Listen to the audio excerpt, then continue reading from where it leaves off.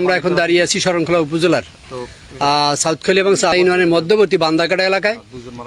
ঠিক এই জায়গাটায় এখন থেকে 1.5 ঘন্টা আগে বজ্রপাতের ঘটনা ঘটছে। সেই ঘটনায় ঘটনাস্থলে 2 জন নিহত হয়েছে এবং 6 জন আহত হয়েছে। ইটুটা ছিল ট্রলার থেকে, যখন বৃষ্টি আসে তখন এই ঘরটার মধ্যে তারা আশ্রয় নিয়েছিল।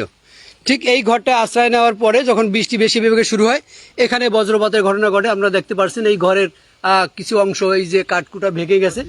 এই ঘরটাই, টিনের ঘরটায়, ফাঁকা ঘরটায়, এই ঘরটায় এরা অবস্থান করছিল।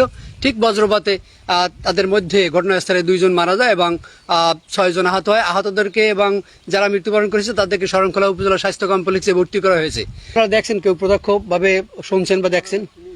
আমরা স্থানীয়ভাবে একজনকে পেয়েছি যিনি মোটামুটি এই ঘটনার পরে এখানে ছুটে এসেছেন। উনি ওনার পরিচয় দিয়ে উনি জানাবেন আসলে উনি কি দেখেছেন, বলেন তো একটু। আমি মোহাম্মদ হেলাল ফাতেহি।